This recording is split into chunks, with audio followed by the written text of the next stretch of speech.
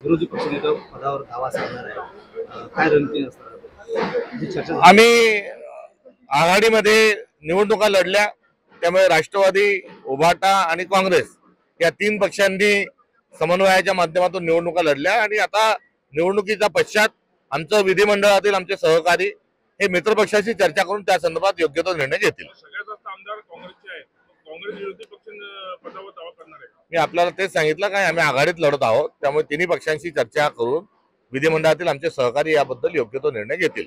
त्यांना त्या संदर्भामध्ये आम्ही सूचना दिलेल्या आहेत आणि आता तरी धनंजय मुंडेंनी राजीनामा द्यावा आणि सरकारने त्यांना अन्यथा बरखास्त करावं हे या निमित्तातून स्पष्ट होत आहे. तुम्ही अध्यक्ष झाले, आता तुम्ही आतापर्यंत शरद पवार आणि उद्धव ठाकरेंना आतापर्यंत तुमची भेट झाली, तुमची भेट कधी होणार आहे? निश्चित काही मित्रपक्षांच्या अनुषंगाने समन्वयाचा जेव्हा विषय येईल आणि जेव्हा त्यांची उपलब्धता होईल तेव्हा एक समन्वयाचा भाग म्हणून निश्चित त्यांना भेटेल. ते कपात करण्याचा निर्णय सरकार घेत आहे, काय सांगणार? सगळे जे व्याजाचे जी बँकेमधल्या ज्या ठेवी आहेत या सगळ्या ठेवी उद्योगपतींनी त्या वेठीस धरलेल्या आहेत आणि सगळे उद्योगपती त्यातून वारेमाप पैसे मिळवत आहेत आणि अशा असताना व्याज कपात जी केल्या जाते आणि त्याचा फटका जो कामगारांना, कर्मचाऱ्यांना जो बसत आहे हे स्पष्ट आहे की हे सरकार हम दो और हमारे दोचं सरकार आहे.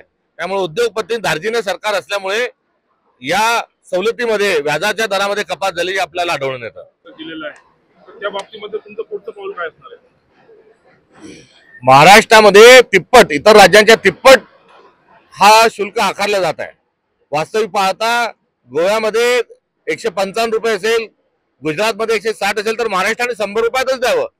आता इतकं आम्ही हा सगळ्या कांडाचा त्यांचा पर्दाफाश केल्यावर जर सरकारला शरम नसेल तर ही अत्यंत दुर्दैवी बाब आहे आणि याचा थेट फटका हा नागरिकांच्या खिशाला पडत आहे. म्हणून याला जिजियाकरही आम्ही म्हटलंय.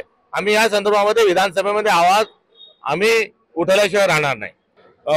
महाराष्ट्राचं सरकार हे महसुली तुटीत आहे आणि याची फार मोठी किंमत ही महाराष्ट्रातील तमाम नागरिकांना चुकवावं लागत आहे. विकासात्मक कामांचा वेग मंदावलेला आहे, तर दुसरीकडे मूलभूत अधिकार स्वरूपात आरोग्य आणि शिक्षण हे मूलभूत अधिकार आहे.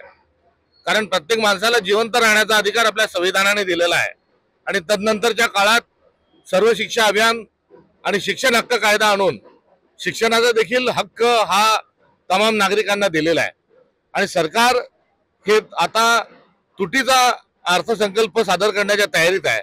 मोठ्या प्रमाणावर सरकारी तिजोरीतला पैसा हा वेगवेगळ्या योजनांवर कुठेतरी वळती करण्यात आलेला आहे आणि पर्यायाने तिजोरीमध्ये खणखणाट आहे. अशा परिस्थितीत सरकार काय करतंय तर शाळा बंद करतंय. कोणत्या शाळा बंद करतंय तर सरकारी मराठी शाळा बंद करतंय, जी बाब अत्यंत संतापजनक आहे. आणि दुसरीकडे आरोग्य विभागाच्या योजनांना कात्री लावलेली आहे.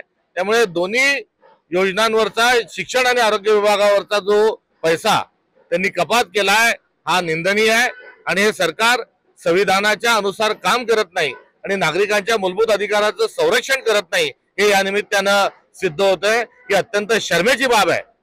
हे भाजपचं सरकार आहे आणि भाजपसोबत अजून त्यांचे मित्रपक्ष आहेत. पहिले डबल इंजिन सांगितलं, मग टिबिल इंजिन लावलं सांगितलं. मात्र हे तिन्ही इंजिन जे आहेत हे आता महाराष्ट्राचे मूलभूत अधिकार खायला निघालेले आहे. यांच्याजवळ जर खरंच धमक असेल आणि खरंच यांनी जे मोदीच्या नावावर जे मतं मागितले आहेत आणि मोदींजवळ यांची जर चलती असेल तर या तिघांनी दिल्लीत जाऊन बसावं आणि महसूल तूट जी आहे ती भरून काढण्याकरता त्या ठिकाणी स्वतःची पत आणि जर असेलच तर वजन वापरावं आणि अतिरिक्त निधी आणावा आणि कुठल्याही परिस्थितीत शिक्षण व आरोग्य या विभागामध्ये त्यांनी कपात आणू नये हे या निमित्ताने आम्ही सांगत आहोत. अन्यथा काँग्रेस पक्ष आंदोलन केल्याशिवाय स्वस्थ बसणार नाही हे देखील या निमित्ताने मला सांगायचं आहे.